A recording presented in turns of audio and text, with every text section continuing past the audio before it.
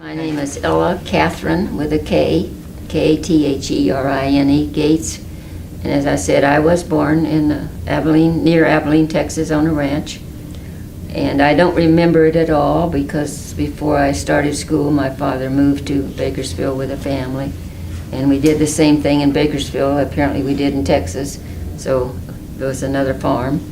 At what date, what was your birth date when you were born? June 20th, 21. Okay. And as I said, I'm the 8th child in a family of 10. I'm the only one that's left. And my body doesn't know I'm 92 or going to be 92 because I haven't told the brain or the mind yet. I'm keeping that a secret.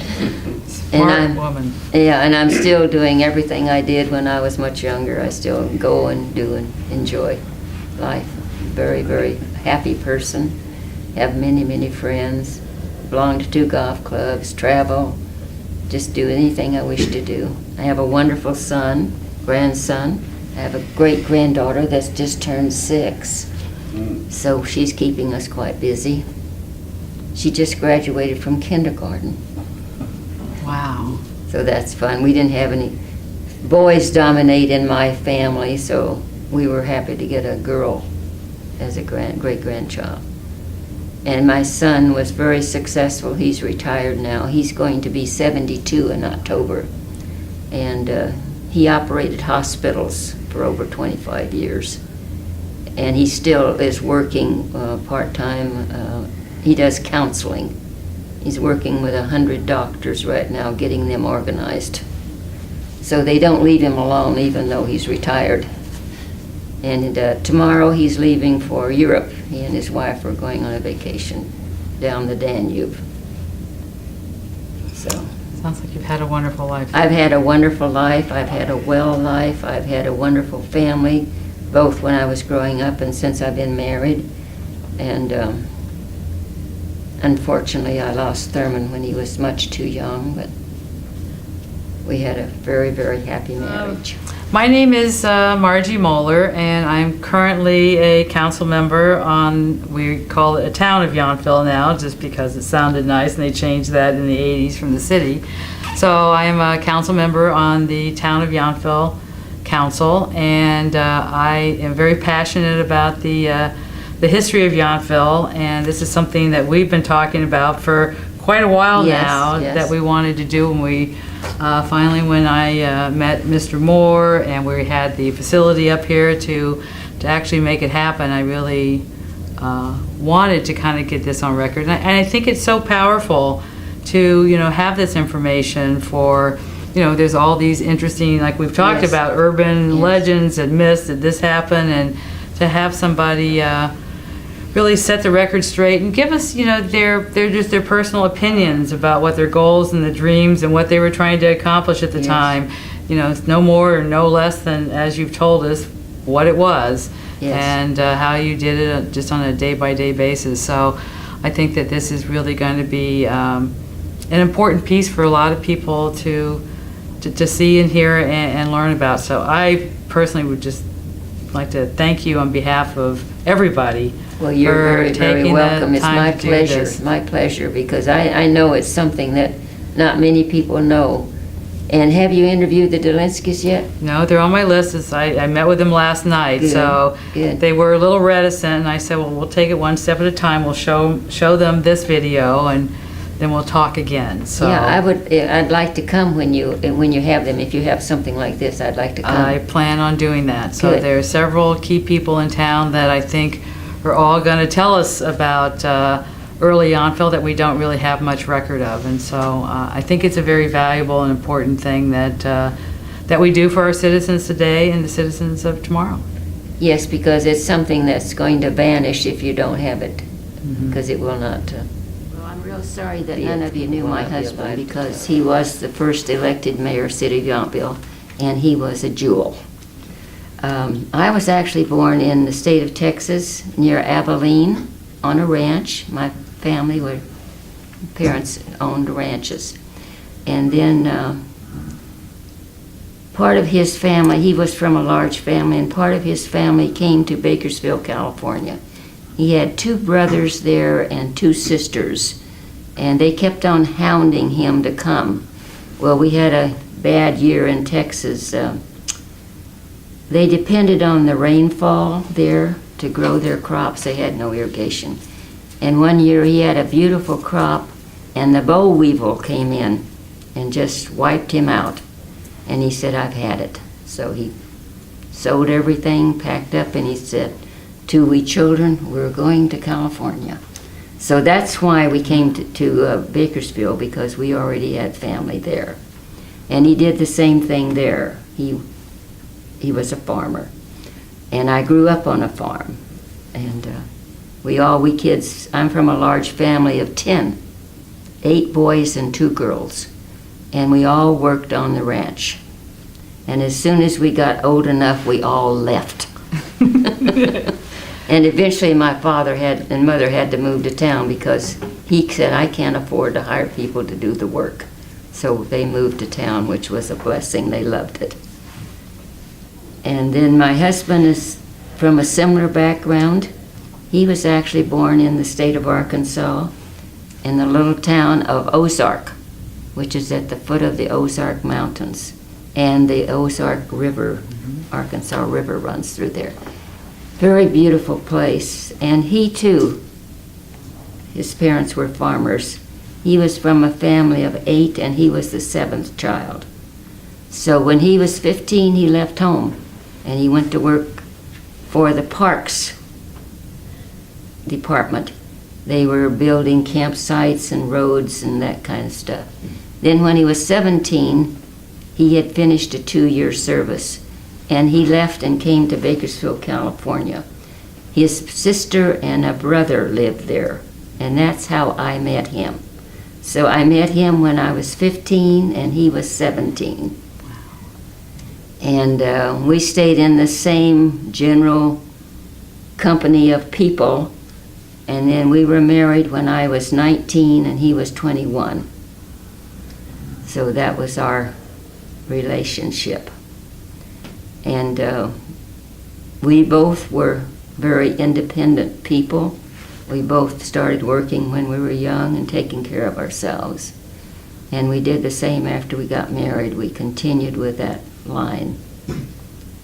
And then we have one son. He was born 15 months after we were married.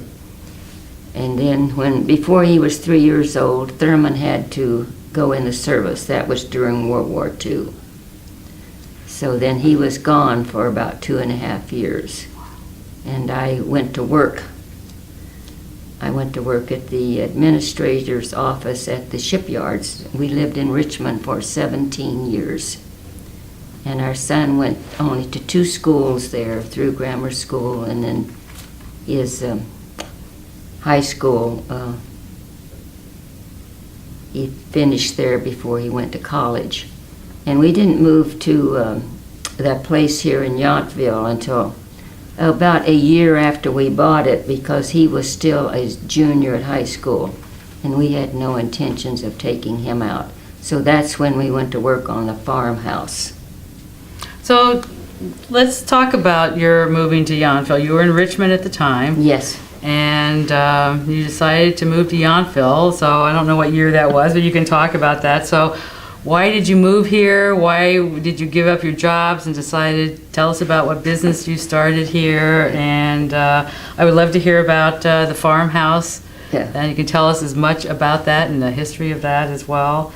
And also, after we kind of do that, one of the questions somebody else asked was that we had heard way back then that the county was prohibiting the construction of mobile home parks, and maybe you could give us any information about how you went about getting all the permits and starting that. So. Yes, I will. Well, your guess is as good as mine, except for one thing. My husband was looking for a piece of property that had all utilities, and it had to be something that he could clear the land. He did not want any established, already something there that he was going to, because we had already been through that phase of repairing and that tender love and care thing. So we were going to have a piece of property that he could start new because he wanted to build a mobile home park. So we had a realtor in Richmond, and she had this listing in Yountville. The only thing we knew about Yountville is we went through it on our way to Clear Lake to take the Boy Scouts fishing and hunting and boating and all the stuff that they needed to do. We did not know a soul in Napa County or in the town of Yountville. So that didn't mean a thing to us. We knew nothing about it, and we didn't care anything about it. So what year was this? 1959. And it was owned by 3 sisters. And I know you'd like me to remember all the names, but I don't. One was already in a nursing home in Berkeley. One lived in Oakland, and another lived in Berkeley, I believe. And I think one of the last names might have been Sullivan. I'm not positive. But we contacted them, and we made a deal to buy the 15 acres. And it was covered with prune trees and pear trees. And they were 75 years old. No one had lived in the house for over 8 years. I don't think it had been painted for 40, they told us. So it was falling apart. The porches were falling off, and everything was grown up around it. You hardly knew there was a house there. So that was our first project, was to get a place to stay while we started working on the project. There was also 14 eucalyptus trees along Hopper Creek, and they had been there probably for 200 years, they told us. So that took up 2 acres of the ground, and they are dangerous trees. You don't want to live under them or so forth. So we had a man here in Napa. His name was McDonald. He had 6 sons or something like that. They came up with their saws, and they took the trees down. They cut it into firewood. They sold part of it, and we sold the remainder. So then we went to work on Hopper Creek. Hopper Creek had berry vines. I guess it had been there for 200 years. So we cleared all that out. Then we had a backhoe come in and straighten it out because it was like a crooked snake. The water could not get through. So we did all that and opened up that so we wouldn't get any flooding. And then, as I said, it took us a long time because we only came up here on weekends and holidays, and we brought a bunch of workers with us. We brought people to work and help us with the house. We had to, part of the house had no foundation. We had to do that, and we had to go underneath because it was not level, and put in cement piers, and we did a lot of work on the house. And the inside we just didn't bother with at that time.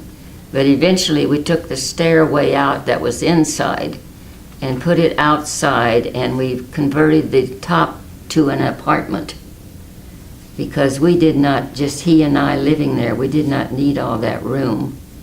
And sometimes he was gone. He was a superintendent, and he would be running a big job like Moss Landing or down the south of here, and he would be gone from Monday till Friday night. So I would be there alone. And I had not lived in the country for a long time, and I didn't realize how dark and scary it was.